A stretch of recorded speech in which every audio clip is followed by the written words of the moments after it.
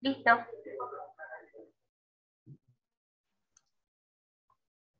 Bueno, muy bien. Damos comienzo a la mesa panel número 5, que la conformamos grupos de estudios andinos, del grupo andino del Instituto de Literatura Hispanoamericana, de la UBA.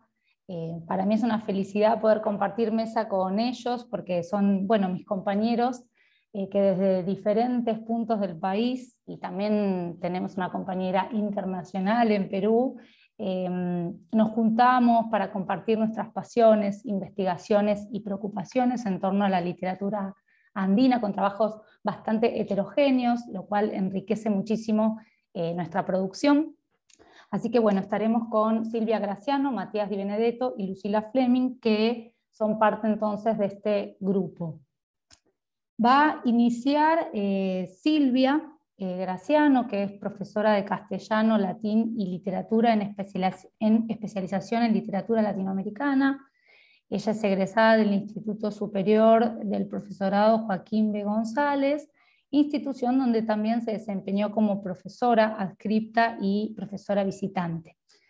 Silvia es magíster en literaturas comparadas por la Universidad Nacional de La Plata, con una tesis sobre Arguedas que se titula Los cuentos olvidados de José María Arguedas y los inicios de la literatura andina escrita en el Perú.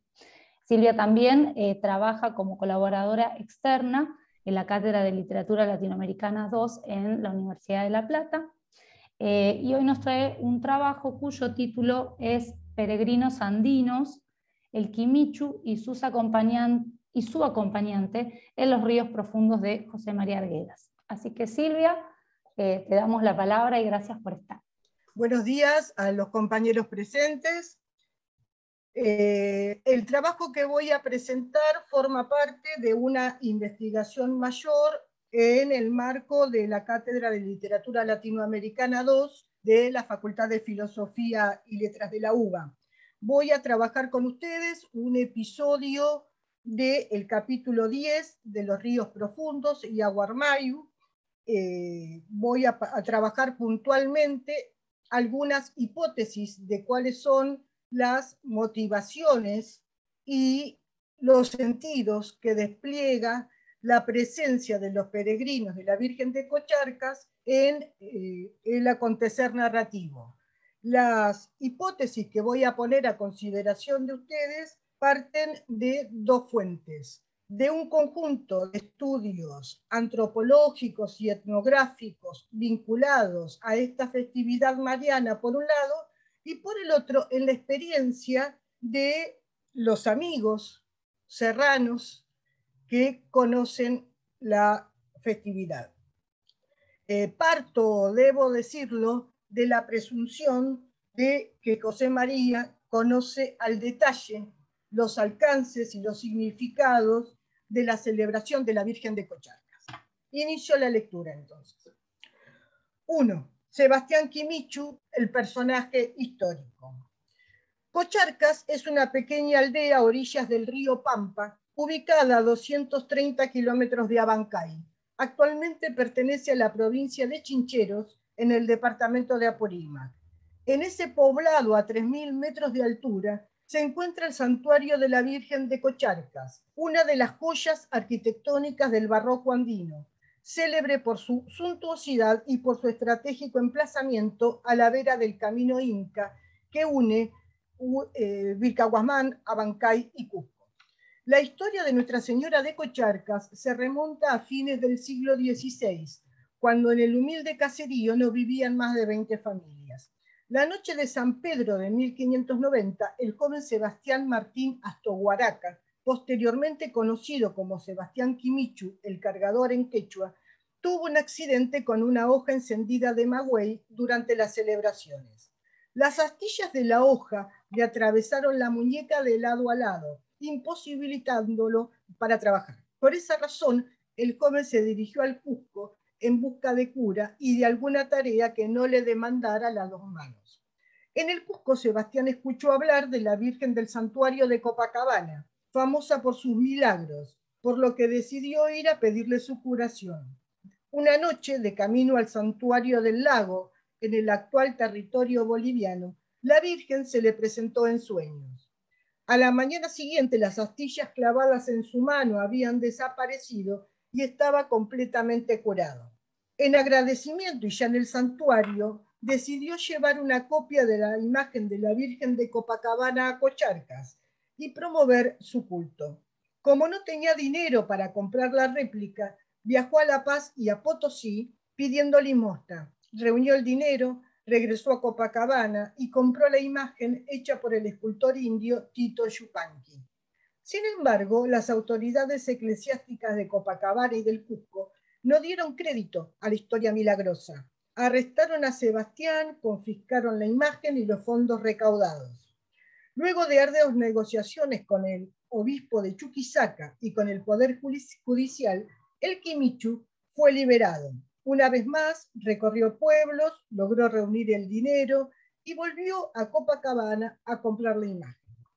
Para entonces, las dificultades atravesadas por Sebastián y la imagen habían redundado en la popularidad del joven y del primer milagro de la Virgen.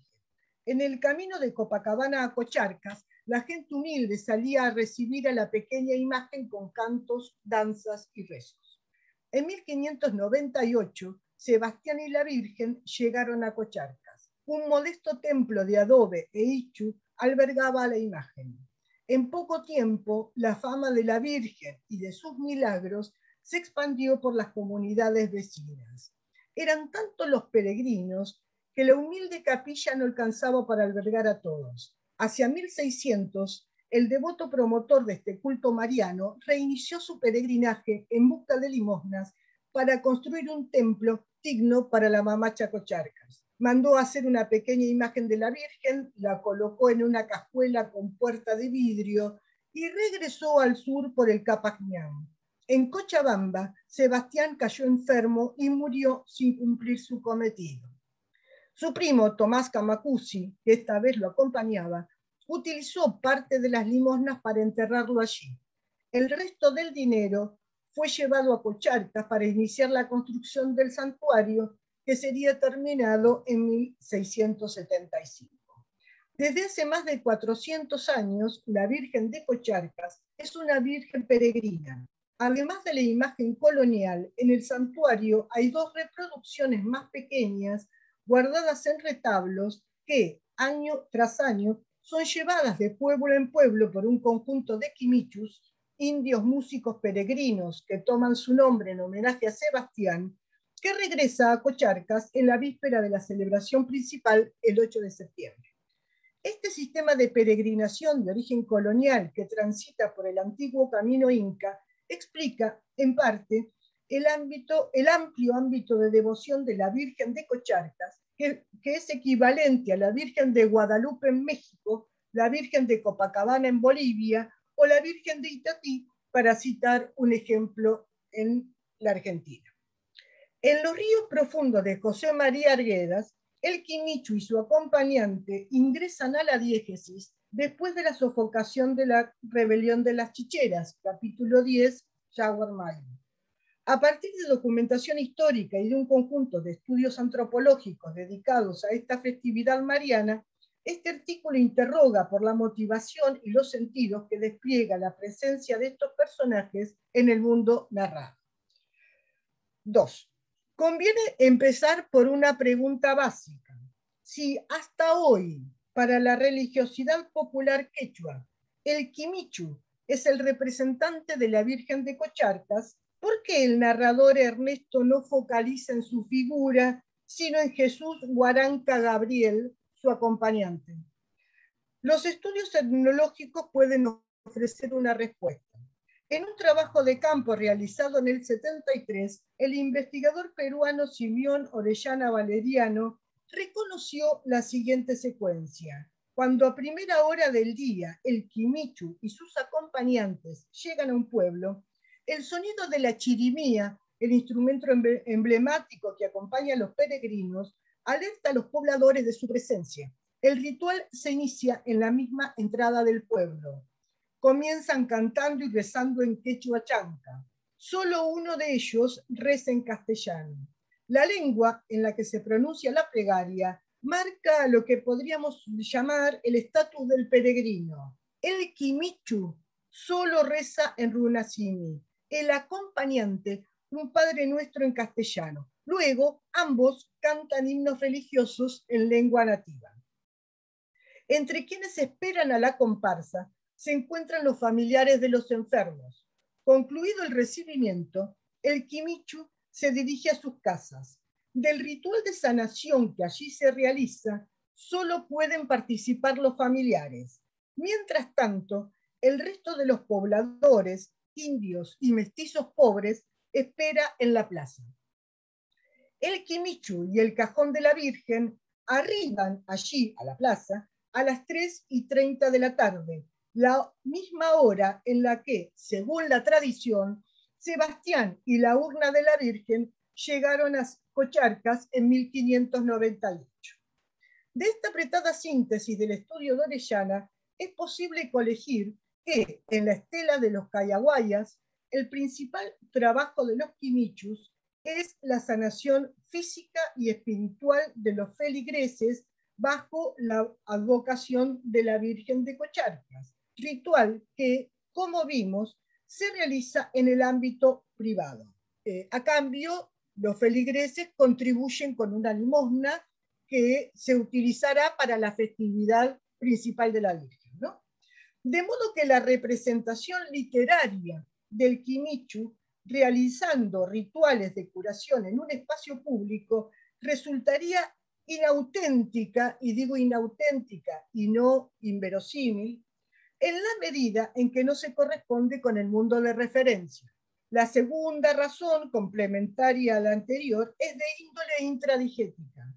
El Quimichu, con el sentido sacralizador que conlleva su peregrinaje, no puede acercarse hasta el parque, el lugar donde se encuentran los sabanquinos hasta momentos antes de su llegada.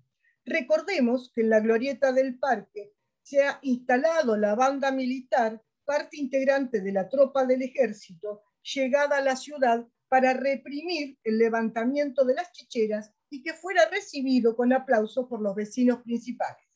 Por otro lado, ese espacio público ha sido escenario de la jerarquización social imperante en Abancay. Dice Ernesto, ¿de dónde habían salido tantas jóvenes elegantes señoras y caballeros? Los habrían hecho llamar de las haciendas. Solo ellos paseaban por las aceras del contorno del parque, con los militares. En las aceras interiores y en la calzada no estaba la gente del pueblo, estaban sentados o a pie en grupos. Fin de cita. Planteadas las razones por las cuales, según mi lectura, el narrador no focaliza en la figura de El Quimichu, me concentraré en su acompañante, Jesús Huaranca Gabriel. El análisis de sus rasgos y atributos nos permitirá dilucidar los sentidos que la presencia de los peregrinos despliega en el acontecer narrativo. 3. En el universo quechua-andino, Piruna es un concepto relacional, es iniscindible de los dioses tutelares, de la comunidad, del territorio, de una manera de ver, comprender y organizar el mundo.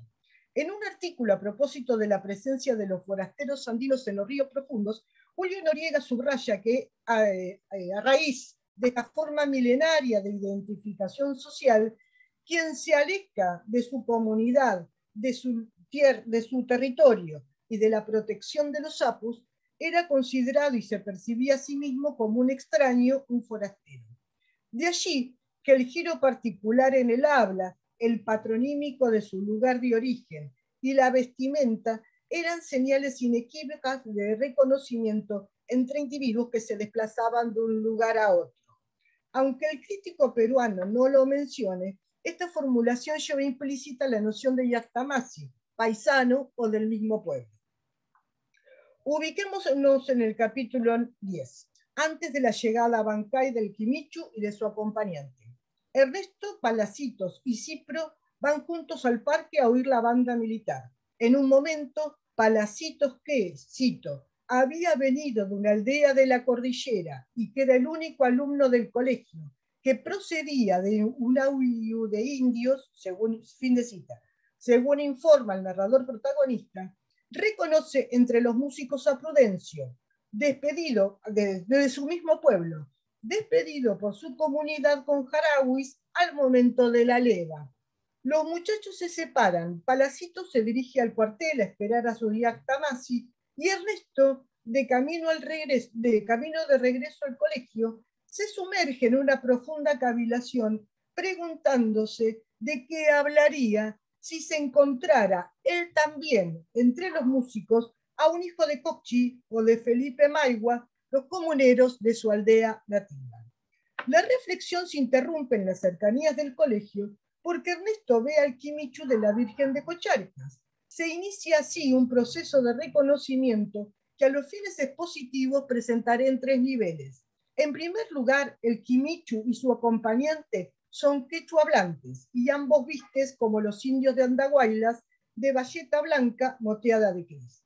El Quimichu es representado con sus atributos distintivos. Porta la chirimía, el instrumento emblemático que acompaña al peregrinaje, y lleva sobre la urna de la Virgen al loro, al que la religiosidad popular atribuye ser el intermediario entre el Quimichu y la mamacha Cocharcas. Por otro lado, Ernesto y el acompañante, estoy siguiendo a Noriega aquí, comparten otro rasgo.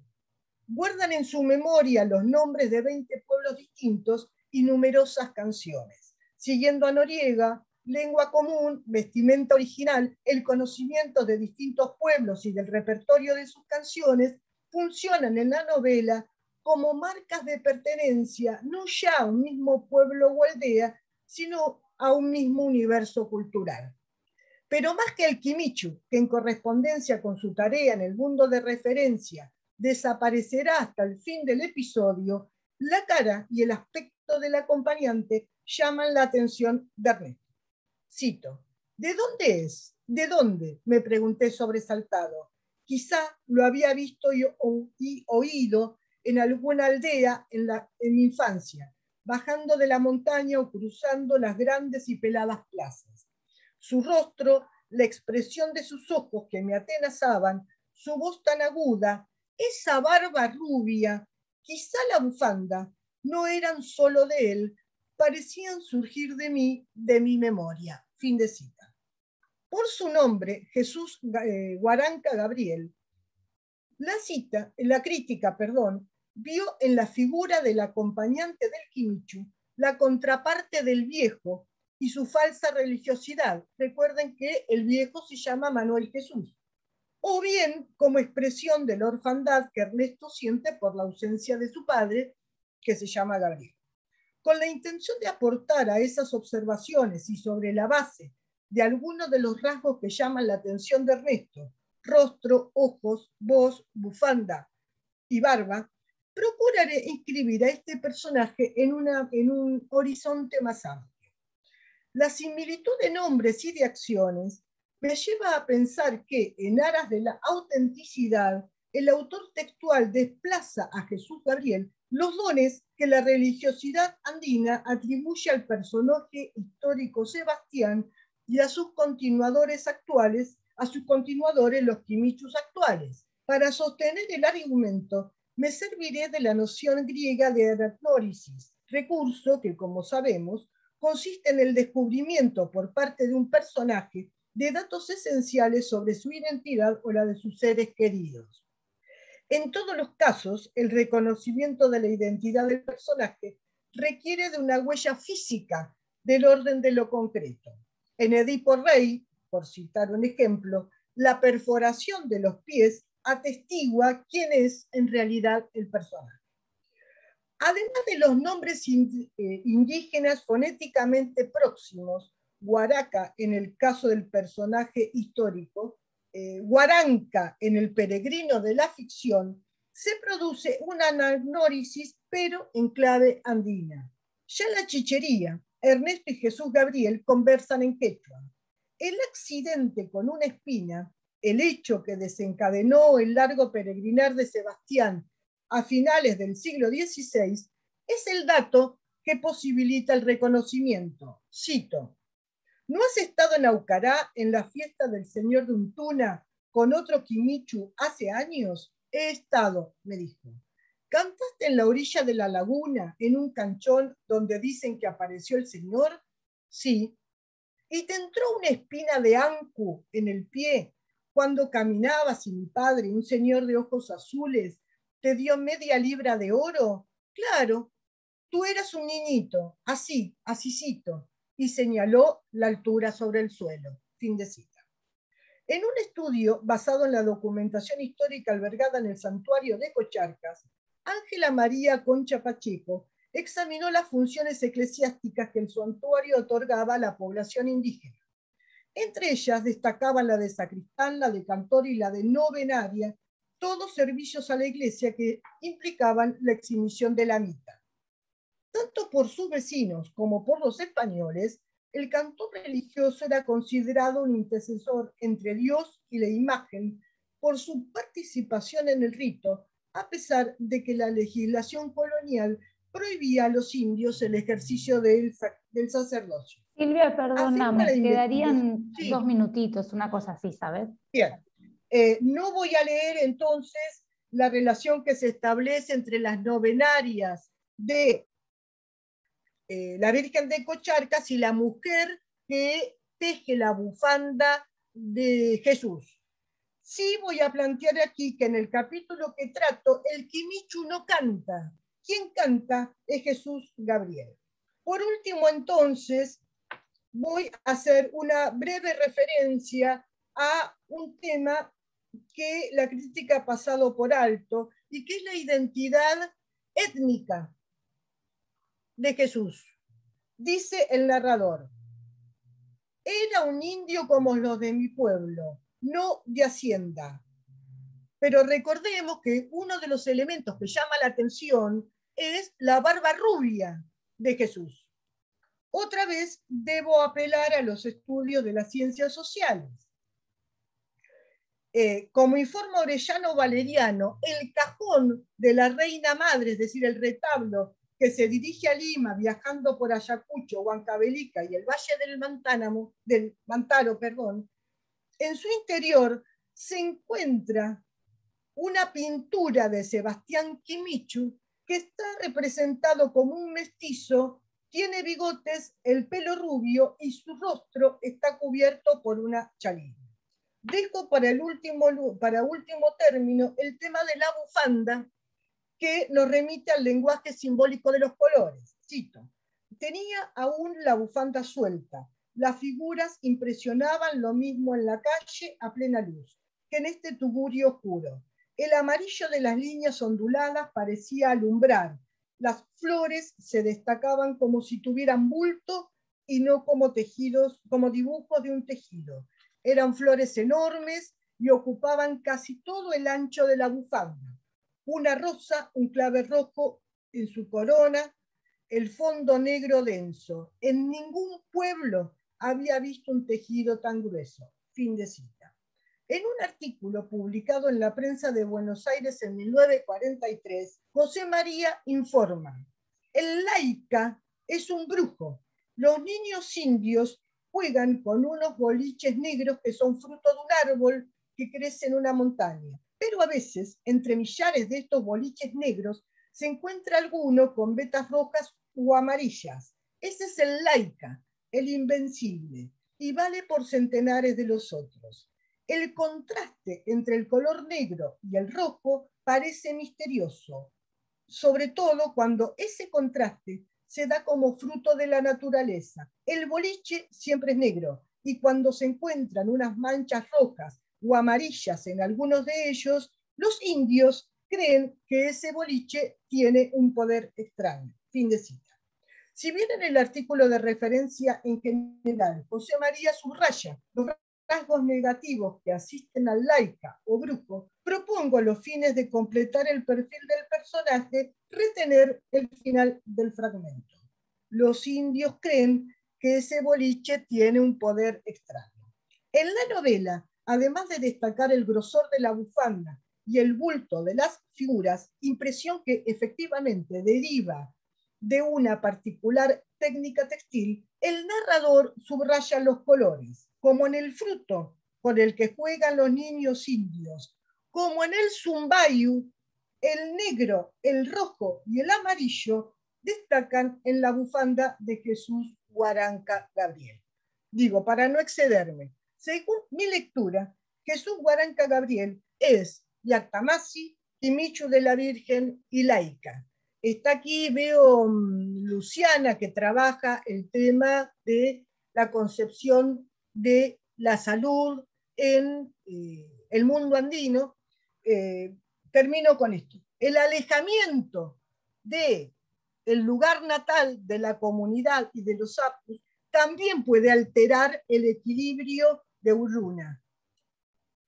Entiendo que la presencia de los peregrinos y particularmente la figura de Jesús Guaranca cumple la función o colabora en la recuperación del equilibrio afectivo y mental de Ernesto antes de la partida de Abancay. Por ahora me quedo ahí para no excederme. Si tenemos oportunidad, seguimos conversando. Gracias, Silvia. Bueno, no sé cómo estaremos de tiempo, quedan 3 exposiciones. Lo que sugiero es que a medida que vayan contándonos o leyendo, que pongan en el chat del mail por si alguien después quiere consultarnos, escribirnos o sugerirnos algo. Vamos a seguir con Matías Di Benedetto, que es profesor, licenciado y doctor en letras, docente también de la Universidad Nacional de La Plata, miembro del Instituto de Investigaciones en Humanidades y Ciencias Sociales, actualmente también becario postdoctoral. Su investigación está abocada a la revisión de los vínculos entre experimentalismo narrativo y sustancias narcóticas en la narrativa peruana reciente, y también es parte del comité editorial de las revistas Catatay y Orbis Tertius. Hoy su trabajo se titula Jugos dañados del San Pedro, experimentalismo e intoxicación en la violencia del tiempo, de Miguel Gutiérrez. Te escuchamos, Matías.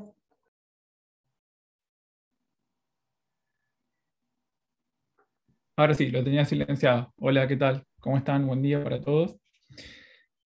Bueno, ya lo dijiste vos, Emilia, así que no voy a hacer ninguna presentación del trabajo. Voy a ir directamente a la lectura, así no quito más tiempo, y en todo caso dejamos los comentarios y las preguntas para el final, ¿no? Y ahí, digamos, puedo desarrollar o expandir alguna cuestión que acá está bastante resumida. Bueno, empiezo. Al igual que Lezama Lima en su ensayo titulado Artaud y el Peyote, llama la atención cómo en La violencia del tiempo de Miguel Gutiérrez, la tematización de la ingesta del cactus de San Pedro oscila también entre la fascinación y el menosprecio. Teniendo en mente otro alucinógeno, el poeta cubano señalaba una situación descripta de la siguiente manera, y cito: el peyote creaba una civilización, construía sin existir, levantaba sin comprobar. Los fosos de sus castillos terminaban en la frente. El vegetal se vengaba del hombre. Construía dentro de él un árbol que extendía sus hojas en las evaporaciones cerebrales. Fin de cita. La venganza del vegetal, entonces, se sostiene tanto a partir de la falsedad de sus supuestas prolongaciones benéficas, como también en relación con la emergencia de lo concreto satánico, término con el que Lezama Lima describe sus cualidades. Quien retoma estos postulados y los reconfigura con la intención de superar dicha demonización es Néstor Perlonguer en su famoso ensayo Poesía y Éxtasis de 1991.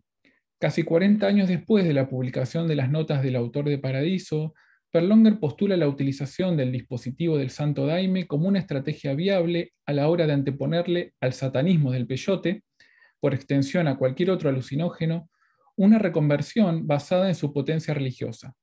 Su insistencia en las maneras religiosas del trance va de la mano de una revisión del modo en que se instrumentaliza la forma artística destinada a contener la experiencia desorganizadora de la subjetividad. Hay así una relación entre el marco que posibilita la expansión del acto de consumo y sus efectos inmediatos, ya que asegura la fertilidad del vegetal y por ende del éxtasis propiciado por su ingesta.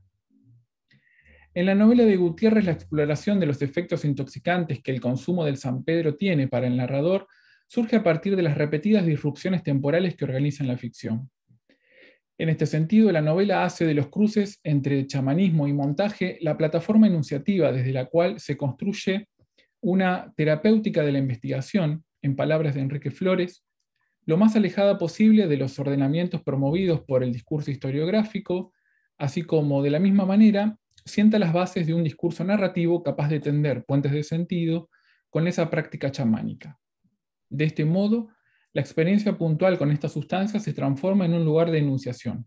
No solo expone la centralidad de un sistema de comunicación simbólica que sirve de modelo a una conducta ritual, cuya gestión de las visiones tiene su catalizador en el influjo de la planta alucinógena, sino también su entero rechazo. ¿Qué sucede entonces cuando se niegan los protocolos con los que se reviste el trance chamánico producido por la ingesta del cactus de San Pedro? ¿Qué importancia tiene al interior de la ficción de Gutiérrez esta desestimación del éxtasis ascendente, capaz de transformar la energía de la sustancia psicoactiva en un trampolín cósmico, como dice Flores otra vez, pero que en este caso no produce más que una mínima elevación destinada a preocupaciones terrenales? ¿Qué se hace a fin de cuentas cuando los jugos del San Pedro, parafraseando a Lezama Lima, están dañados? Cruz Villar, el bisabuelo del narrador, es quien muestra en la ficción un menoscabo del trance chamánico. Este personaje desbarata la mesa del curandero en el mismo momento en que desatiende el contexto simbólico destinado a su correcta utilización, puesto que anula sus efectos mientras sostiene la preeminencia de lo individual, en términos incluso de adicción al cactus, por sobre la codificación colectiva de la ingesta. Los motivos de su experimentación con el cactus van más allá del acto de curación. Su finalidad es antojadiza y sus métodos carecen de un anclaje ceremonial. Su negación de las tradiciones visionarias que orbitan alrededor de la puesta en acto del trance es un claro ejemplo de ese obtuso proceder. Semejante rutina desemboca en un proceso de adicción por el San Pedro y otras hierbas sagradas de la región, señala el narrador. Este aspecto solapa, junto con la ausencia de un curandero como operador de la práctica sanadora, la conceptualización de la experiencia chamánica desde el punto de vista de su sentido sacralizador. La figura del adicto socava, en consecuencia, tanto la conformación de una estructura de saberes y prácticas propias del ritual de curación, así como también la factibilidad de la alteración sensorial. Cruz Villar, a fin de cuentas, adeuda, si pensamos en la etimología del término adicto, una relación con esta sustancia inductora del trance chamánico. Pone en primer plano una serie de restricciones inscritas en el estado de éxtasis que nada tienen que ver con un uso político del narcótico en pos de una iluminación ubicable en la corporalidad de quien consume, cosa que sí sucede de la mano del narrador, como veremos en breve. No hay reconfiguración del sensorio ni de la conciencia a través de esta ingesta, ya que no está contextualizada ni tampoco contenida.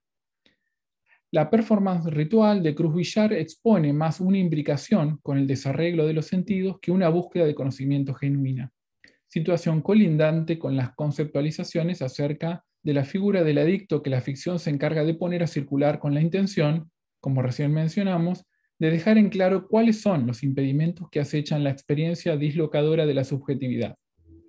Su rechazo de los protocolos chamánicos transforma la figura de este personaje en un adicto para quien, y cito, el espíritu del cactus guardaba el más cerrado hermetismo. Fin de cita.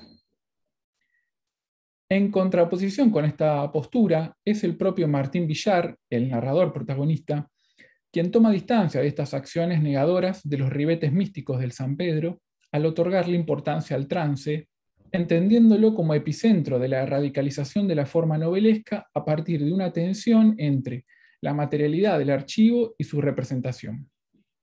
El propio espacio-tiempo de ese instante motivado por el consumo del enteógeno desencadena, en la empresa escrituraria de este narrador, la reaparición de imágenes propias del archivo de la nación peruana que sientan las bases de una reformulación de la novela. La inclusión de la práctica del montaje, extraída de la propia instancia de trance, sostiene una particular percepción del tiempo caracterizada más por su reversibilidad que por su desarrollo progresivo. Su descripción como, y cito, círculos concéntricos, espiral, simultaneidad, fusión, congelamiento, abolición, fin de cita, se sustentan las recomendaciones del curandero Asunción Juárez, quien lo acompaña durante la toma del cactus. Si su intención, surgida del éxtasis chamánico, es extraer de dicha experiencia desordenada un modo novedoso de contar la saga familiar, se observa cómo las visiones del cactus proveen de un método eficaz, aunque carente de plenitud explicativa. En la intersección, entonces, entre el método del montaje y el auxilio proveniente de los registros historiográficos, se cifra un circuito interpretativo fundamental de la ficción de Gutiérrez, capaz de oponerse tanto a las ambiciones personalistas y sin ligación con la tradición curanderil representadas por Cruz Villar, así como también a los modos positivistas de abordar la historia. Es decir, la formulación chamánica del montaje expone una doble valencia. Por un lado surge como aspecto diferenciador al interior de la familia Villar y por otro lado deja en claro las limitaciones a la hora de interpretar los sucesos históricos surgidos de su abordaje historiográfico más progresivo. Por este motivo, Martín Villar queda a la intemperie del sentido cuando las visiones del San Pedro significan un brusco cambio de escena a partir del cual ve, y cito, interrumpir por las polvorientas calles de Piura una cabalgata de indios de piel clara, los serranos, como lo llamaban despectivamente en la ciudad, con ponchos de color de vino oscuro, blandiendo machetes y disparando al aire. Fin de cita. Una escena disruptiva de las visiones promovidas por el alucinógeno, que finalmente, anota el narrador, no alcanzó a distinguir ni a comprender. Su inoperancia para interpretar los hechos del pasado a partir de la ingesta del San Pedro se transforma en el primer paso hacia la incorporación del montaje como forma de conocimiento del pasado, ya que sus efectos revelan la cualidad chamánica de un montaje de tiempos heterogéneos en plena convivencia. Les leo otra cita. Mientras trataba de convocar las visiones que le prodigara el San Pedro en la cabaña de don Asunción Juárez, de pronto el salón estalló en carcajadas e instantes después una voz, lejanamente conocida, le dijo al oído. Llevaban una gran bandera roja y entraron a Piura gritando «¡Viva la Comuna!». Fin de cita. En este pasaje se observa la manera en que la estructura novelesca fagocita el archivo a partir de la ficcionalización de una biografía. Un tal Baumann de Metz, quien apareció en Piura alrededor de 1882 y se encargó de propagar ideas socialistas y causar la insurrección de los campesinos, es el encargado de importar las ideas de la Comuna de París al norte del Perú a fines del siglo XIX. En consecuencia, la violencia del tiempo expone una representación literaria de los sucesos que la historia oficial no logra aunar.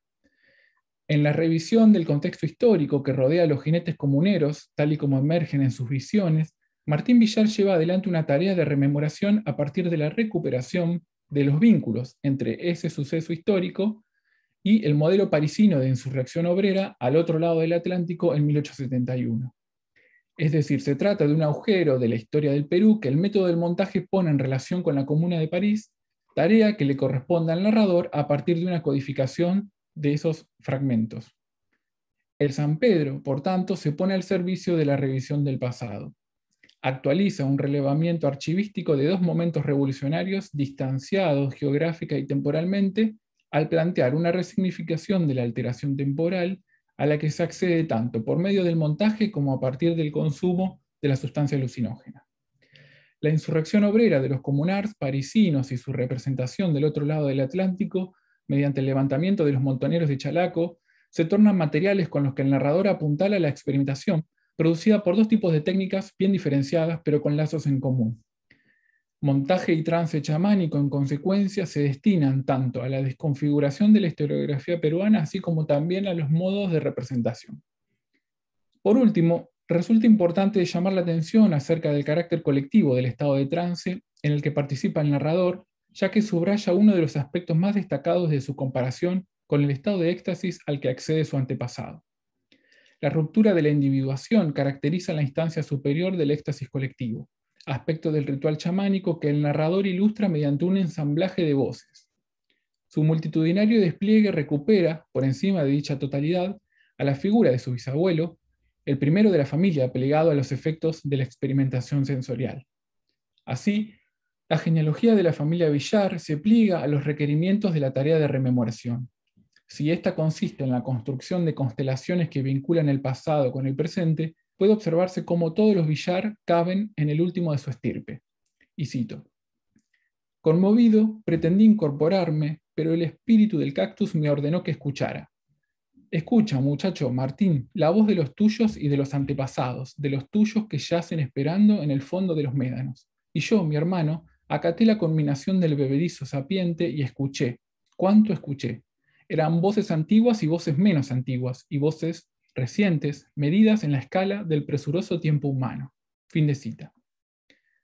Logra apreciarse así otro elemento diferenciador de la experimentación con el San Pedro, cuya relevancia resulta fundamental para responder a una de las preguntas con las que comenzábamos esta ponencia.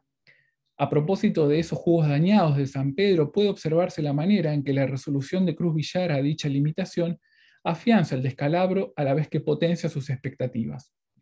Guiado por sus ambiciones individuales y motivado por una recomposición de las relaciones con su padre muerto, la experimentación con dicha planta sagrada poco tiene que ver con los protocolos de alteración conducidos por la figura del chamán. Como consecuencia, se señala en la novela que sus acciones derivan indefectiblemente en gestos propios de un adicto. Sin embargo, el narrador, cuyo posicionamiento ante los saberes del chamán son radicalmente opuestos, extrae de los modos de conocimiento ofrecidos por el curandero un vaticinio acerca de su propia existencia. Indicio que apunta a una novedosa forma de pensar tanto la historia como los protocolos chamánicos. Lo discontinuo y fragmentario de la sesión terapéutica se vuelven los rasgos más destacados del desmantelamiento de la forma novelesca, así como, de la misma manera, de una versión superadora de la ficción capaz de tensionar dicha composición con los saberes y prácticas de las culturas prehispánicas.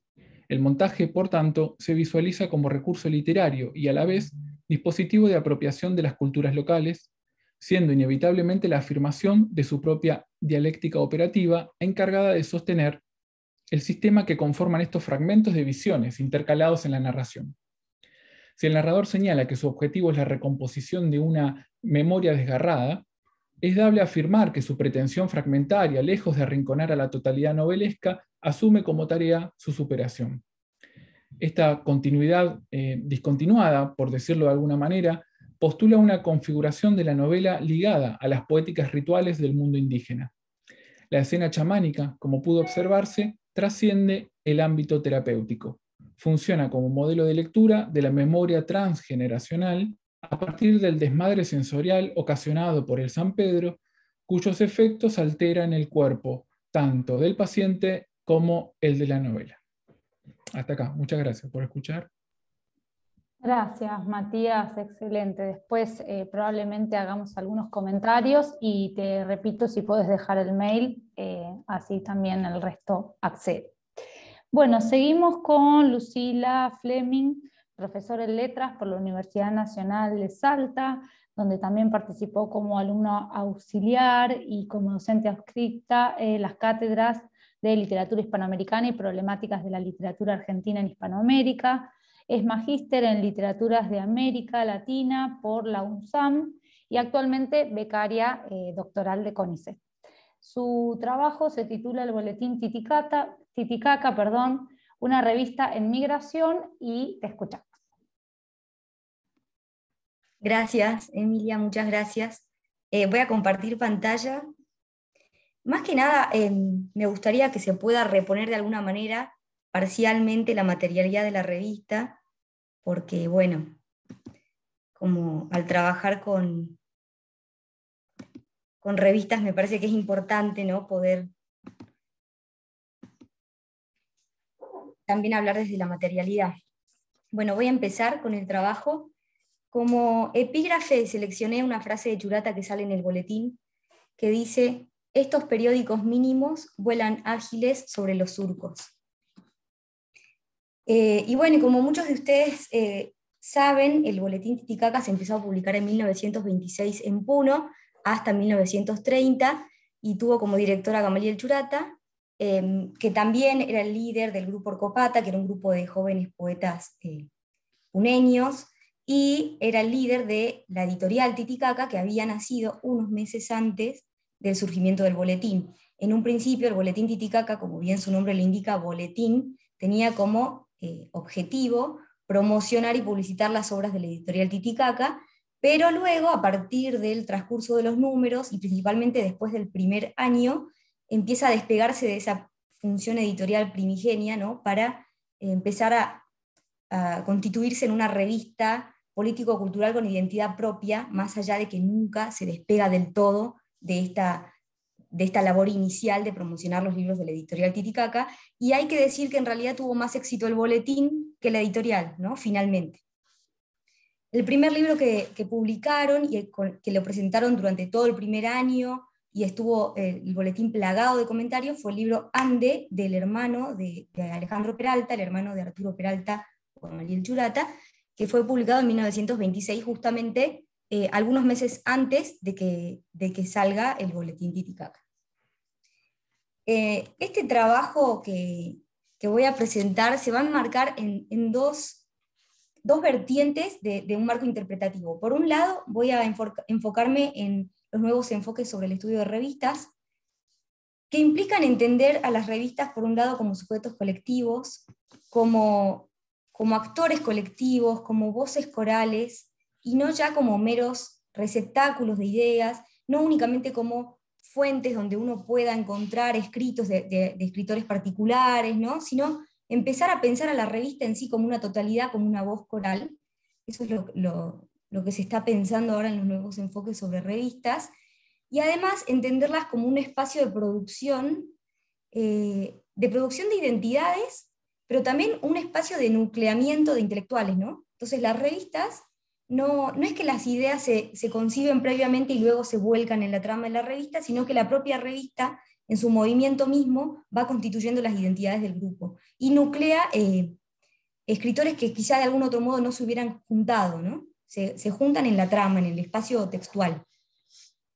Por otro lado también hay otra vertiente que está pensando a las revistas como un artefacto cultural complejo o como artefactos gráficos, y tiene que ver con esto, ¿no? Con empezar a prestarle atención a la materialidad, como les decía hace un rato, es decir, la combinación entre lo textual y lo material como una cuestión que no se puede separar, porque la materialidad dice tanto o más que lo textual, ¿no? Que lo discursivo. Entonces, todo esto se va a enfrascar en lo que Anthony Grafton denomina como giro material en la historia de las ideas, y también implica entender que los artefactos culturales tienen un espesor significante en las redes de la cultura, ¿no? Entonces, en este sentido, podemos entender al Boletín Titicaca como un artefacto cultural también, o cualquier otra revista, ¿no? La siguiente vertiente del marco interpretativo que elegí para este trabajo son los estudios sobre la migración.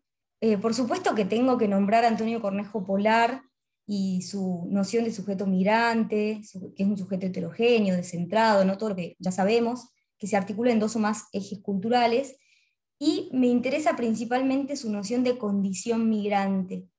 A mí me gustaría que mientras yo voy reponiendo toda esta tradición de estudios sobre migración, piensen en la revista, en el Boletín Titicaca, como un sujeto cultural, ¿no? que puede ser pensado como un sujeto migrante. Entonces la condición migrante de la que habla Cornejo Polar va a ser fundamental para el boletín. Otro teórico es Raúl Bueno Chávez. Raúl Bueno hace algunas puntualizaciones o amplía las nociones de Antonio Cornejo Polar, entonces dice que el sujeto heterogéneo también es un sujeto heterogeneizante, y en este sentido también voy a retomar lo que dice Mauro Mamani, porque él dice que el Boletín Titicaca funcionó como un polo de irradiación cultural que llevó el mensaje del andinismo, todo esto del neoindianismo, del andinismo, que lo voy a reponer si me da el tiempo un poco más adelante. El Boletín Titicaca lo fue desplazando a través de sus movimientos hacia distintos centros, y quizá no a los centros, sino hacia distintos territorios, ¿no? Y de esa manera se dio un fenómeno de descentramiento o de autocentramiento, dice Mauro Mamani, porque empezaron a disputar la hegemonía discursiva de Lima. Por otro lado, Bueno Chávez pone el acento en la dimensión performática y plural del sujeto migrante, y voy a leer una cita que me gusta mucho, que dice: el sujeto migrante existe en su movimiento, que es físico primero y es mental luego, pero que siempre es movimiento constante, pues es memoria reactivada. Esa es la cita de Raúl Bueno. Esta idea del movimiento, el movimiento constante del sujeto migrante, me parece fundamental para pensar al boletín, porque el movimiento es constitutivo de la revista. Un primer un primer elemento que nos sirve para pensar esto del movimiento en relación a la revista tiene que ver con lo que dice Tamayo Herrera, uno de los primeros críticos del boletín, porque él dice que el formato del boletín, este formato de 2 hojas plegadas que forman un periódico mínimo, como dice Gamaliel Churata, estaba pensado para ser enviado rápidamente por correo y a bajo costo, ¿no? Entonces, desde el formato mismo ya podemos ver que es una revista pensada para el movimiento. Por su parte, Julio Noriega y Bettina Campuzano a mí me sirvieron para pensar en el sujeto migrante traspolado quizá hacia las textualidades, ¿no? Entonces, Julio Noriega con todo su estudio sobre los sujetos migrantes trasandinos, también con la noción de tecnotexto andino, que alude a esta presencia de un texto tipo artefacto, en donde se combina, gracias a la tecnología, se combina la imagen, ¿no? La visualidad, la música,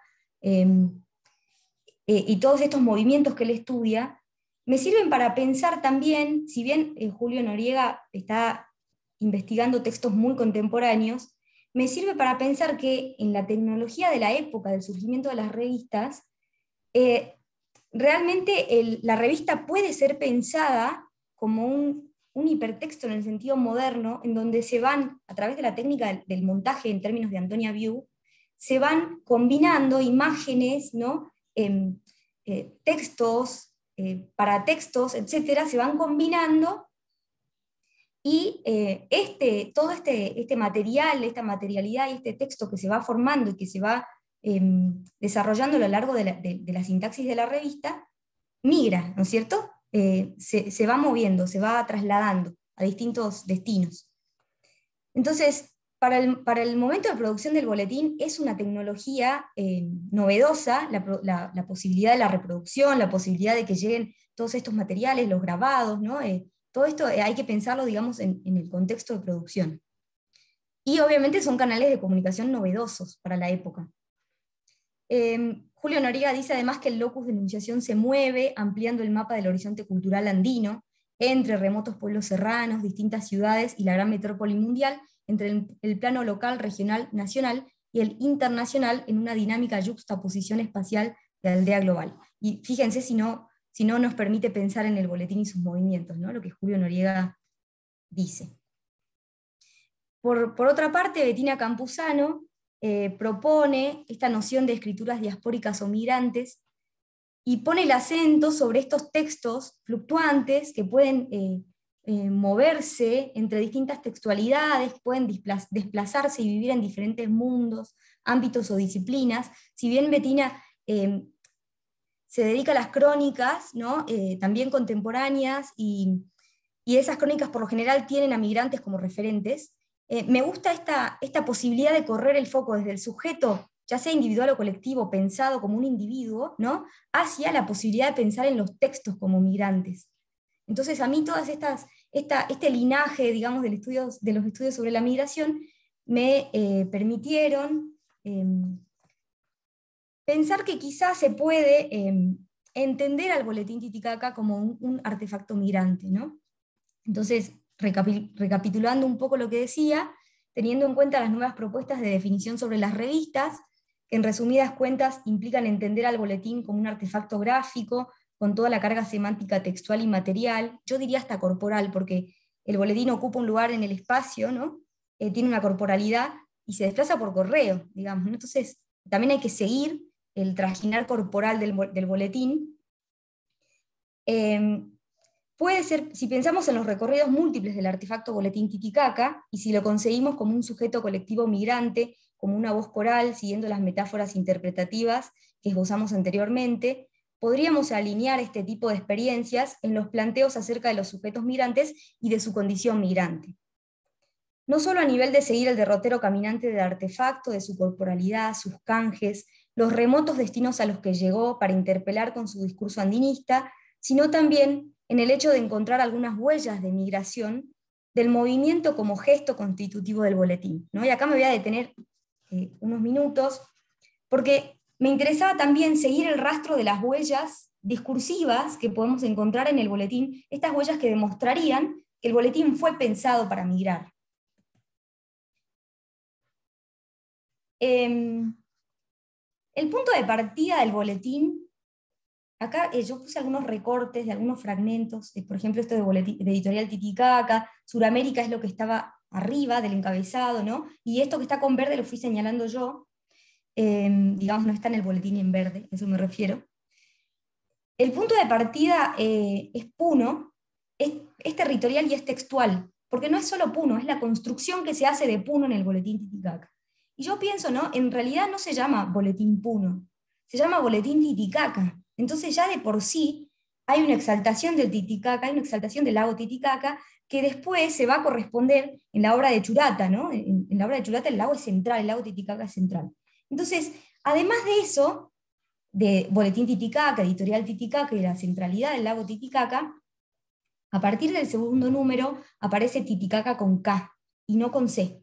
Esto tiene que ver con la ortografía indoamericana de Francisco Chuquibhuán Cayulo, y justamente hace unos días lo conversábamos en una de las mesas, ¿no? De un chico que habló sobre la ortografía indoamericana, y coincidíamos en que es un intento de Churata de relacionarse con esta propuesta como una forma de reproducir en la escritura el español andino, ¿no? Titicaca, el sonido K sería más fiel que el sonido C, ¿no? Por otro lado, aparecen distintas inscripciones que son como huellas, señales de cuál es la construcción del punto de partida. Por ejemplo, aparece la inscripción Indoamérica, que se ve ahí a la izquierda, aparece la inscripción Tiahuanacu, circulación continental, ¿sí? Todas estas palabras van a funcionar como guiños para el lector, ¿sí? Como guiños. Hay una inscripción que a mí me llama mucho la atención, que es esta Guanacaure. Yo les puse solo 2 ejemplos. Aparece 3 veces en el boletín Guanacaure y no tiene una relación directa con el contenido textual. Aparece como irrumpe en las páginas del boletín. Todavía no lo terminé de seguir el rastro. O sea, no terminé de entender por qué aparece Guanacaure ahí, pero hay algunas hipótesis. Por ejemplo, Cintia Vich dice que se refiere al Apu Guanacaure, ¿no? Al Cerro Guanacaure, como este lugar en donde supuestamente estaría la fundación de la dinastía de Inca, ¿no? Pero no hay ninguna explicación en el boletín, no hay ninguna otra referencia que explique por qué sale Guanacaure. De todas maneras, a nosotros nos va a servir para pensar, como yo les decía, al boletín como un hipertexto, ¿no? Como un texto en donde podemos trasladarnos a distintos momentos históricos a partir de estas distintas, por ejemplo, Indoamérica, Tiahuanacu nos va a remitir a una cultura preincaica, pero Guanacaure, la cultura incaica, ¿se entiende lo que digo? Después está el lago Titicaca, es decir, hay una construcción del locus, del punto de partida, múltiple, con un espesor histórico particular, y que nos va a transmitir la idea de una región con una gran carga simbólica. Además, toda esta cuestión de circulación continental, pero además también de Sudamérica, implica que hay una identidad asociada a lo geográfico, pero que a su vez la revista fue pensada para viajar.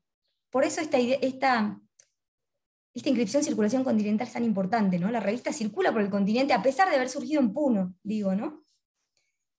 El lector pretendido también del boletín no es puneño, ¿no? El análisis discursivo nos da a entender que no es puneño el lector pretendido por el boletín, y esto se puede ver también, por ejemplo, en los anuncios de enseñanza en quechua por correo del profesor Palacios, ¿no? Que es otra forma de andinización, es decir, todo el mensaje del boletín, a la manera de un sujeto heterogeneizante, va a llegar a los distintos destinos y va a interpelar con esta propuesta andina, ¿no? Por supuesto que también tenemos que hablar del libro Ande, que es un libro migrante. La primera inscripción que sale en el número 1 del boletín es Ande y la opinión de América. Implica el gesto de que el poemario ya circuló previamente y que ya ha merecido opiniones a lo largo de América, ¿no? Es decir, primero migra el libro y luego migra el boletín con todas las devoluciones que tuvo el libro, ¿sí? Entonces, es un libro migrante y se ve, por ejemplo, en inscripciones como rutas de Ande,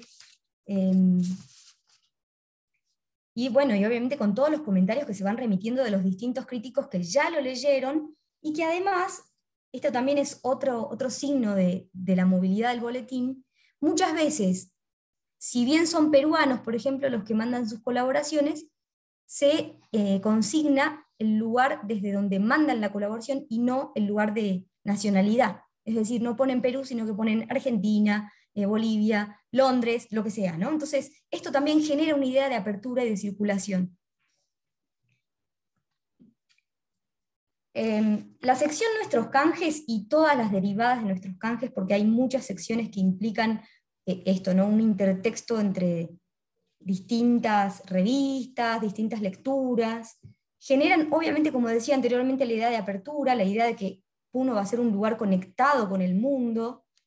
Y Cynthia Beach dice que la sección Nuestros Canjes, que los canjes que plantea, los canjes que pudo montar el boletín, funcionan como una suerte de urbanización por correspondencia, por medio de la cual el boletín lograba salvarse de las condiciones periféricas reales de su ubicación geográfica. Esto lo dice Cynthia Beach. Y el seguimiento de los canjes nos permite seguir el mapa de las redes transfronterizas, y esto con esta noción estoy diciendo a Mel Garbao y Crespo, que lo recupera, las redes transfronterizas, y hay algunos antecedentes de estudios de las redes transfronterizas del boletín, puede ser Mauro Mamani con su estudio sobre la relación entre el boletín y Brasil, o Arturo Vilchis, que también estudia la relación entre el boletín y México, ¿no? Entonces, existen estudios, pero además hay una cuestión que tiene que ver con que quizá sea una, a ver, ¿cómo lo digo? Quizás sea una cuestión pretendida por el boletín, ¿no? Y no sabemos si efectivamente, en la práctica, todas estas redes que el boletín exhibe fueron de ida y vuelta, ¿no? Entonces, acá sigo a Beatriz Sarlo con su noción de geografía real y geografía imaginaria. El boletín circuló, por supuesto circuló por distintos lugares, pero también hay una geografía imaginaria, una geografía pretendida por donde el boletín a donde quiere migrar, ¿sí? Y que muchas veces se va a traducir en la sintaxis de la revista, como lo digo, a partir de nuestros canjes y este tipo de secciones y marcas que nos van mostrando que el boletín estaba en movimiento constante, pero también muchas veces, y vuelvo a retomar a Antonia Viu, muchas veces estos comentarios eran como montajes de otras revistas, ¿no? Que lo conversábamos también en otras mesas. Es decir, no necesariamente que aparezca un comentario en el boletín implicaba un comentario, por ejemplo, de cualquier otra revista de Lima, no necesariamente implicaba que ese comentario había sido enviado para el boletín. Implicaba que hay una cuestión de recorto y pego, ¿no? De montaje, que también estoy siguiendo, por supuesto. Bueno, ya como para ir cerrando, a manera de conclusión, yo me pregunto por el punto de llegada del boletín. Porque el destino son las capitales, es Buenos Aires, pero también son las redes serranas entre las revistas, ¿no? Entre las distintas revistas Kuntur, La Sierra, que también tiene su segunda parte en Lima, ¿no? Es decir, hay toda una red de revistas serranas a donde el boletín llegaba y tenía constantes idas y vueltas, pero también buscaba llegar a las capitales, el boletín buscaba llegar a Lima. Si bien hay un fenómeno de autocentramiento, como dice Mauro Mamani, Lima es un referente, por lo menos por oposición, ¿no? Y también tiene muchos intentos de llegar a Buenos Aires. Y también la cuestión de las limitaciones, esto me parece importante señalarlo, porque hay una serie de limitaciones cuando pienso al boletín como un artefacto migrante. La principal limitación, y tiene que ver con lo que me preguntaba antes, cuál es el punto de llegada, es que nosotros no podemos dimensionar el post. O sea, nosotros podemos dimensionar el punto de llegada, podemos dimensionar los intentos de movimiento, podemos dimensionar cómo algunos movimientos se van traduciendo en la sintaxis de la revista, que va incorporando comentarios, que va dando muestras del movimiento, pero no estamos estudiando al artefacto migrante en su punto de llegada, ¿no? Lo estamos estudiando en su punto de partida, y quizá un poco vislumbramos sus movimientos siguiendo los números, pero es difícil sostener el estudio del punto de llegada, más allá, como les decía, de estos estudios que sistematizaron las redes con distintos países.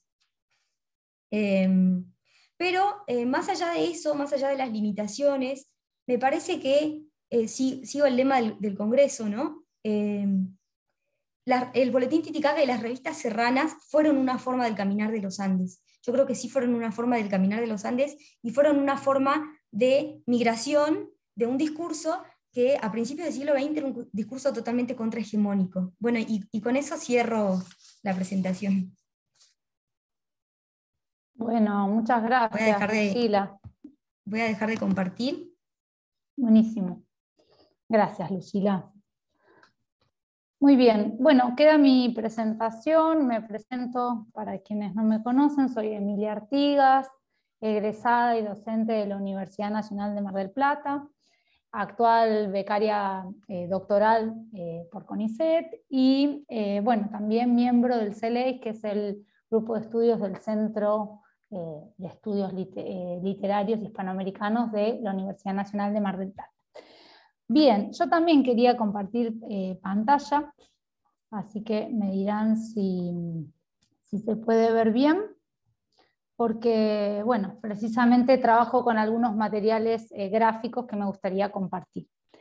Mi trabajo se titula Recorridos, Trazos y Violencia en persona de José Carlos Agüero, y tomo un epígrafe de este autor que dice: los sujetos quedan reducidos a eso, a la aridez indiferente de los paisajes naturales o a la ilusión de los paisajes artificiales que una cultura agotada nos ofrece como consuelo.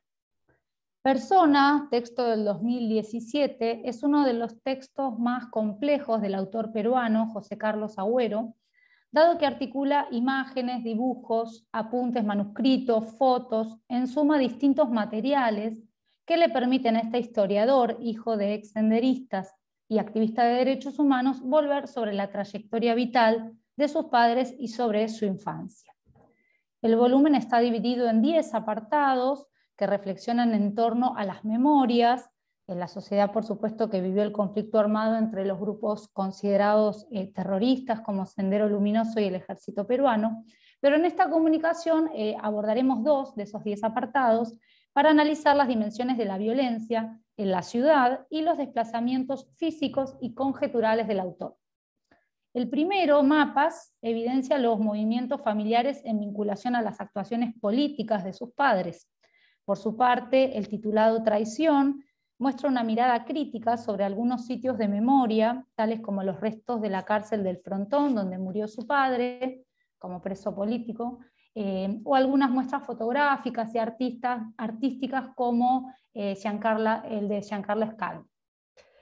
El apartado Mapas aparece o se inicia con una cartografía del Perú por medio de planos, pero que también conjuga otros materiales que intentan dar cuenta de ella. Por ejemplo, les muestro, a ver si puedo, ¿por qué no?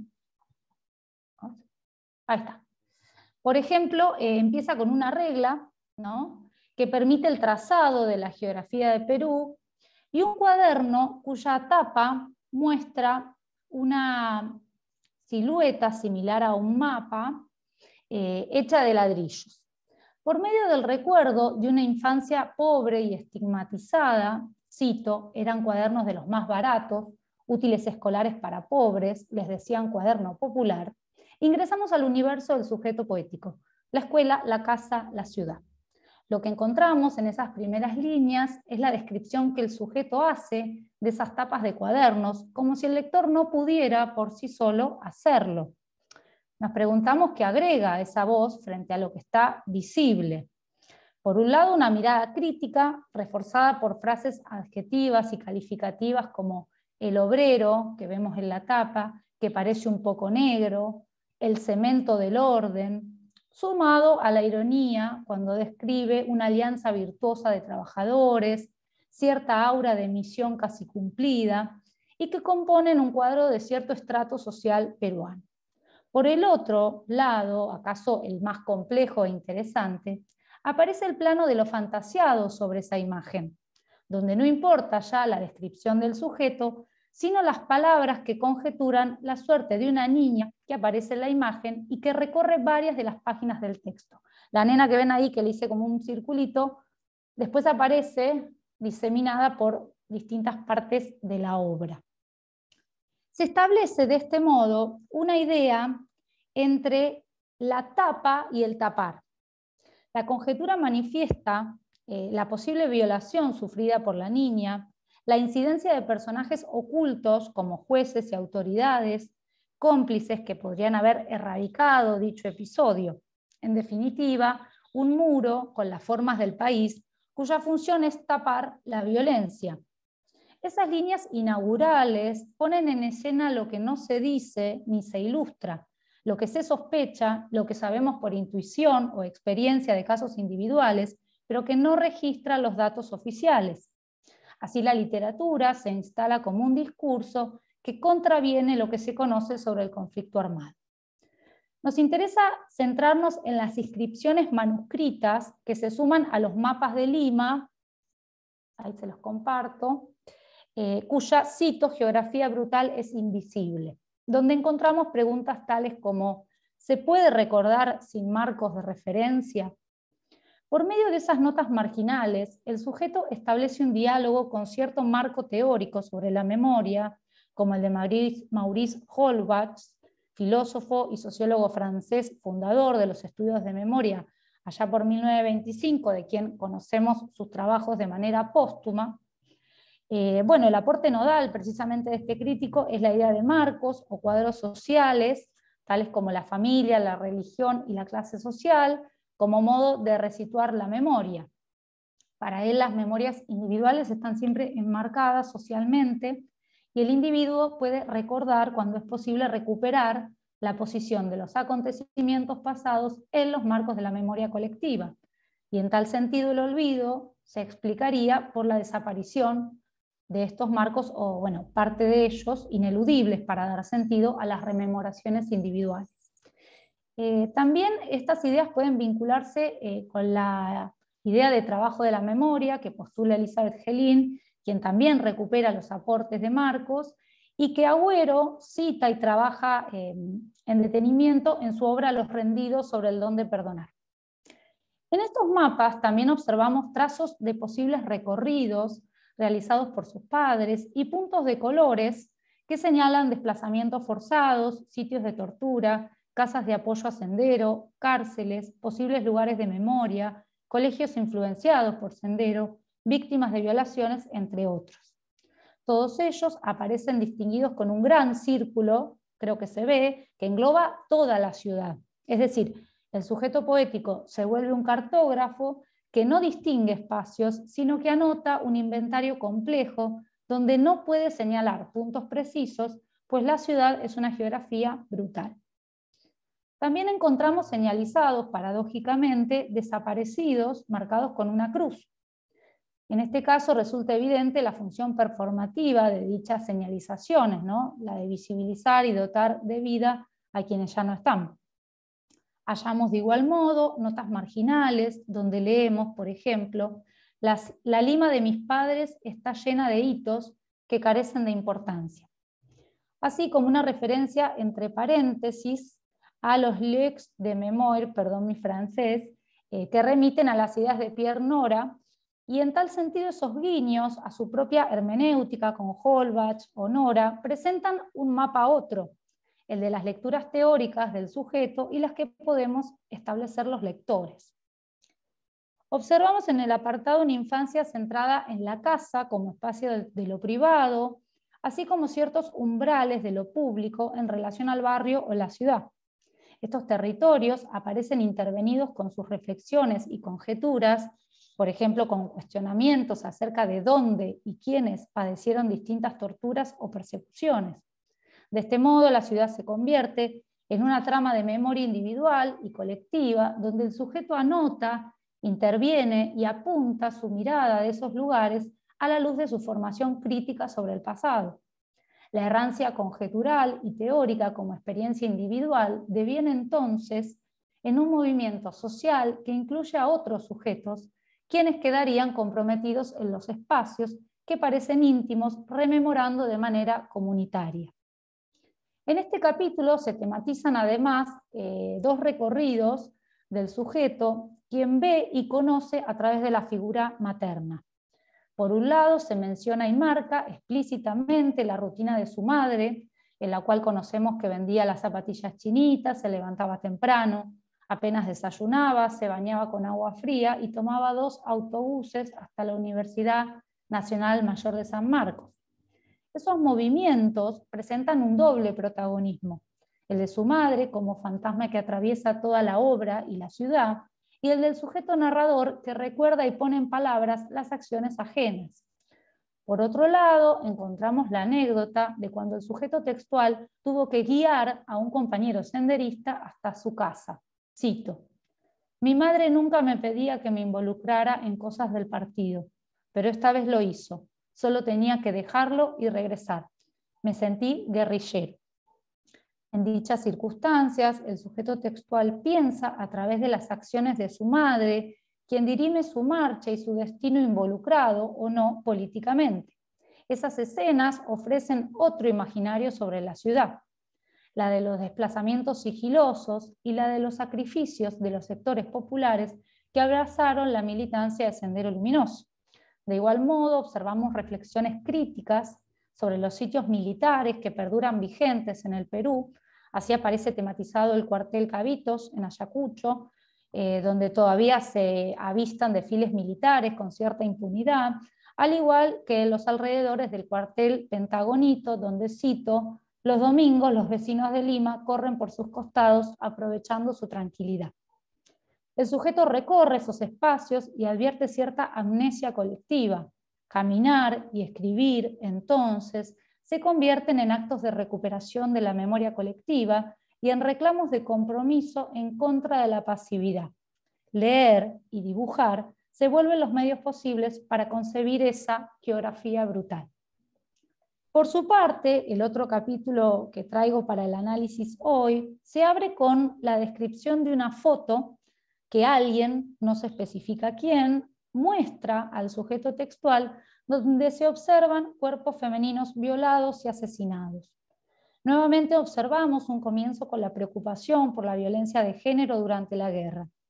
El sujeto presenta un interlocutor, él o ella, quien guarda con celo, preserva ese material fotográfico como una propiedad contra los usos que de ella pudieran hacer los guardianes de la memoria institucional. Cito: me dice, no las entregaré a la Comisión de la Verdad, no confío en ellos. Paolo Rossi, en El pasado, la memoria y el olvido, reflexiona en torno a nuestra cultura, como una cultura con memoria fotográfica, donde las imágenes tienen distintas funciones: fijar los conceptos, actuar sobre la voluntad, modificar los comportamientos. De este modo, lo memorativo y lo ético quedan confiados a la fuerza de las imágenes. En el caso que abre el apartado traición, se presenta la posesión de imágenes dentro del entramado de la memoria, cuya función ya no es la de fijar, sino la de cuestionar y custodiar un material que podría caer en usos institucionales. La declaración y el acceso a estas fotos posicionan al sujeto como un privilegiado, como un cómplice del resguardo, pero también de que ese material siga sin ser publicado. Otras escenas iniciales dan cuenta de situaciones donde frente al dolor y la violencia no puede hablarse de los muertos, sea del bando que sean. Ese resguardo y el anonimato funcionan así como claves críticas de acceso a este apartado, donde esos silencios ya no son señales de estupor, sino tabú. El capítulo se centra, asimismo, en otros materiales y en la visita que el autor realiza a la cárcel del Frontón, donde murió en condiciones extraoficiales su padre José Manuel Agüero. El Frontón, ubicado en un islote frente al puerto de Callao, concentró a los considerados insurgentes. Su condición de isla ofrecía garantías y, según el historiador José Luis Renique, sería el origen de algunos de los más dramáticos episodios, aunque el liderazgo senderista determinaría la conquista desde dentro de las prisiones como un espacio de acción tras las líneas enemigas. Esa visita que Agüero hace, enmarcada en la filmación de un documental que, entre paréntesis, ya salió a la luz, se titula La búsqueda y es una producción española, le permite observar la nada que queda y despierta un amplio rango de conjeturas y reflexiones en torno a los hacedores de producciones culturales sobre el conflicto armado. De esta forma, nos enteramos de su asistencia a la presentación del trabajo fotográfico y crítico de Gladys Alvarado, que promueve en el sujeto críticas sobre la mirada reconciliadora y precavida de las élites limeñas. Por ejemplo, las fotos como la de la pared del pabellón azul bombardeada por la Marina, aparece utilizada con distintos medios: alejar el fantasma del terrorismo, documentar por medio de la edición del Instituto de Estudios Peruanos, servir como insumo para el mausoleo senderista, establecerse como muestra en el lugar de la memoria, la tolerancia y la inclusión social. Frente a estos usos de la memoria, donde resuenan inevitablemente la labor crítica de Todorov y de Joseph Yerushalmi, a quien conocimos por medio de los recorridos teóricos de Agüero, encontramos que el autor textual recurre a una de sus operatorias más comunes: poner en duda, establecerse como una voz sin certezas, quien desestabiliza los usos institucionales de la memoria. Frente a los restos de la cárcel, el sujeto manifiesta su postura, cito: la zona donde los presos fueron masacrados, donde vivieron y murieron, la zona de mis recuerdos, no se presta a la representación ni para las buenas intenciones. Es decir, busca alejarse de los usos que se hacen de las revisitas intencionadas y manipuladas para dejar otro espacio visible, el del lenguaje que no negocia e intenta comprender. Esta voz poética y crítica también trabaja sobre la muestra de Giancarlo Scaglia, montada con escombros de la isla, lo cual evidencia, según el autor, una domesticación de ese sitio, una voluntad que supera la violencia e intenta generar belleza. La voz poética señala, cito: los objetos rodeados de tanta tragedia deben ser tratados con más cuidado. ¿Y la gente que está atada a ellos tiene algo que ver con este mercado? Ese gesto cuestionador de quienes convierten en mercancías artísticas el dolor se distingue igualmente hacia el Museo de la Dirección Nacional contra el Terrorismo. Agüero utiliza así el humor negro, tan común en sus obras, y manifiesta cierta confianza en el lenguaje poético. Cito: los restos sin importancia de unos terroristas masacrados están en cajas en la fiscalía esperando su poeta. Es decir, que torsiona al extremo la posibilidad de estetizar el trauma desde la crítica hasta la fe en la posibilidad de volverse un poema para instalarse como una voz disconforme, incluso con lo que ella puede hacer, decir, marcar sobre la violencia. Para ir cerrando, podemos pensar en esos movimientos del sujeto por los sitios de memoria, por muestras y dentro de sus propios mapas mentales, un desplazamiento no solo espacial, sino temporal. Observamos en el discurso de Agüero el potencial del circuito generacional de las historias que han sido contadas, así como de las memorias transmitidas, como posibles vínculos presentes que podrían hacer de las nuevas generaciones testigos o transmisores de deseos, de mandatos y de valores que busquen cuestionar lo establecido. En ese sentido, preferimos pensar en estas nuevas generaciones, como lo hace Susana Kaufmann, como depositarios y transmisores de la memoria, donde la memoria familiar, actualizada en relatos y recuerdos de quienes transmiten, también se conjugan con lo que se recibe y se inscriben en la sociedad con una nueva óptica, como un capital intersubjetivo. Para poder pensar esas memorias individuales como memorias colectivas y transitables, los monumentos y documentos se convierten en el material ineludible para su establecimiento. Jacques Le Goff estudia con atención la importancia brindada a los documentos y monumentos, sobre todo a partir de los años 60, como una revolución documental, y en esa era de la documentación de las masas señala el nacimiento de la historia cuantitativa. En dicho nacimiento se pone en discusión la noción de documento y sus usos para pensar el lugar y la elaboración de la masa documental como algo intervenido, como montaje no neutral. Esas ideas teóricas apuntan lo imperioso de poder desmontar, desestructurar y analizar las condiciones de su creación. En esa línea, la propuesta literaria de José Carlos Agüero adelanta las claves críticas del recuerdo como reconstrucción manipulada. Gracias.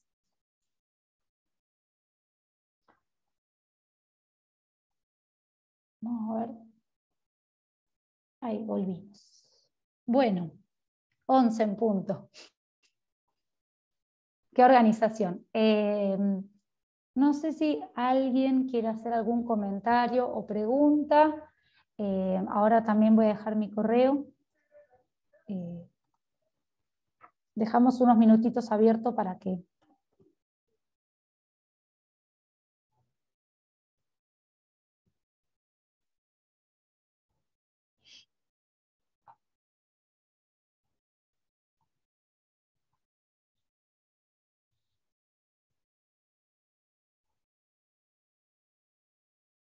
Bueno, prendan su cámara.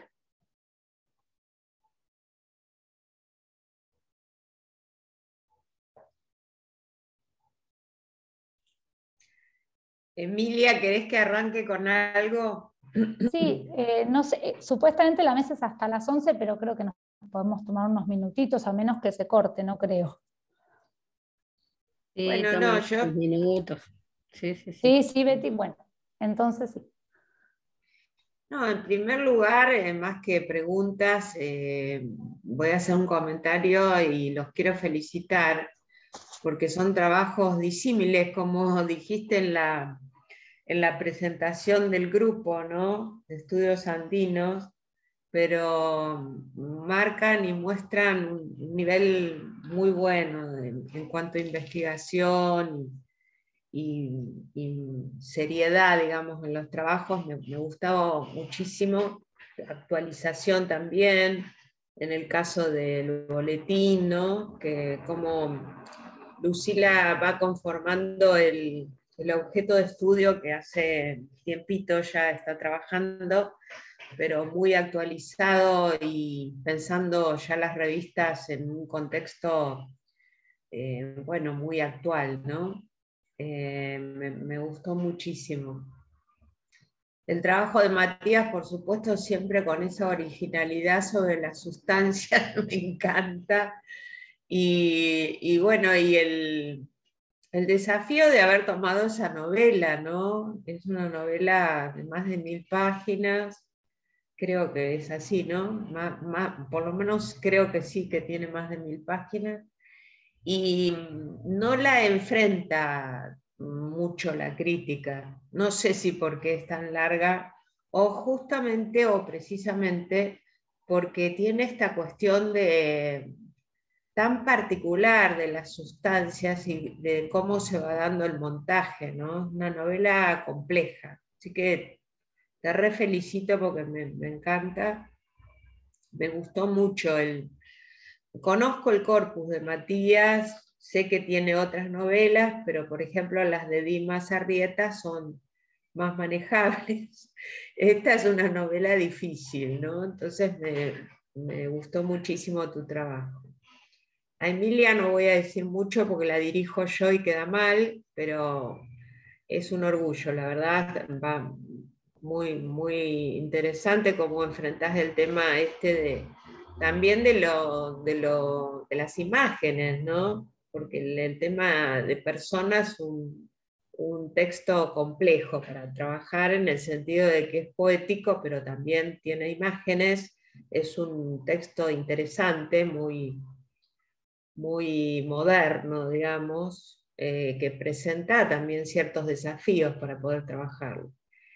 Y bueno, y Silvia, que la conozco hace tanto tiempo, tantos años, de alguna manera el trabajo de Lucila me hizo acordar a un seminario que vino a cursar Silvia en Mar del Plata sobre el boletín Titicaca.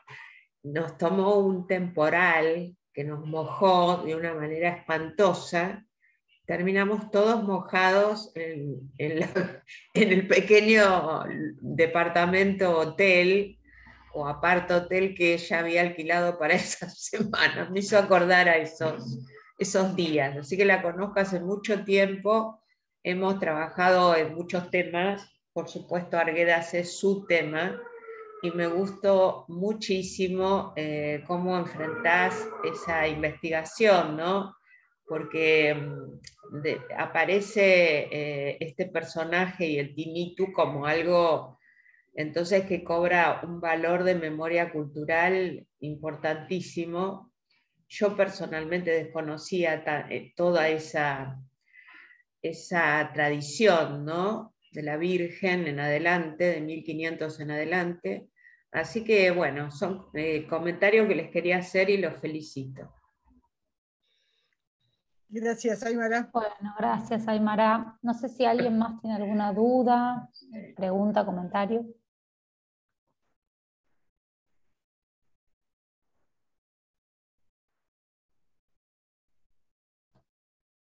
Bueno, entonces, nada, quiero felicitar a mis compañeros. Se los digo siempre que nos juntamos, pero me encantan sus trabajos, más allá de que no sea lo que uno hace o conoce, siempre son desafíos teóricos, nuevas experiencias, nuevos aportes, incluso problemas metodológicos que vamos afrontando y nos vamos compartiendo.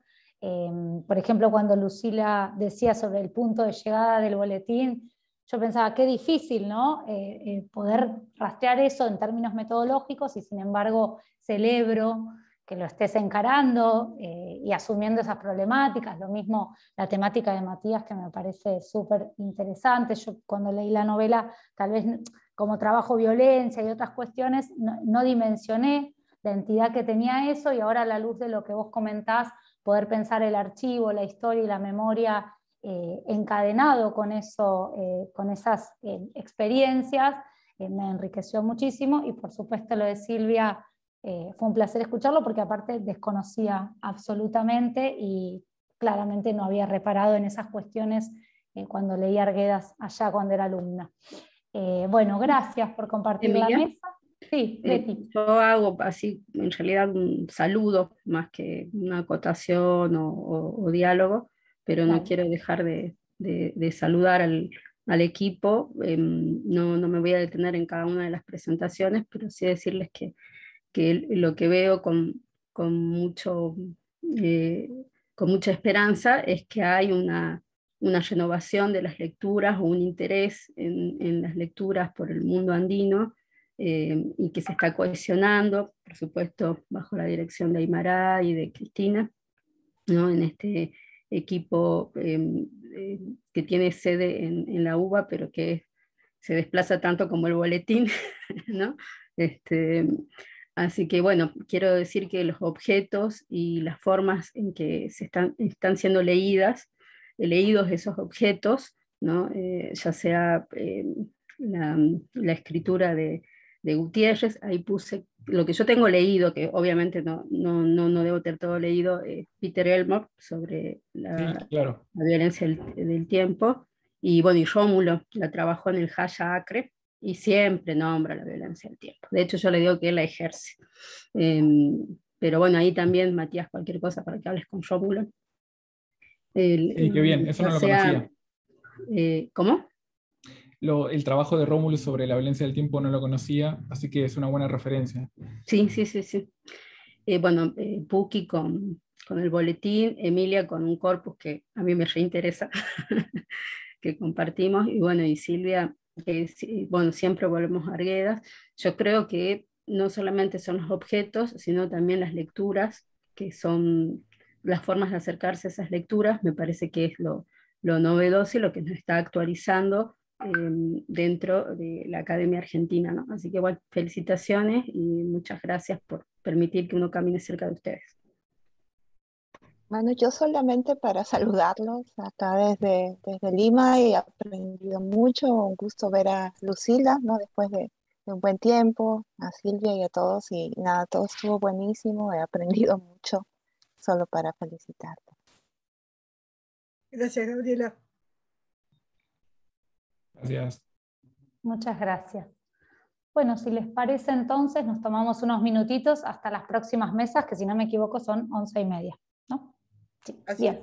Bueno, muy bien, gracias por estar.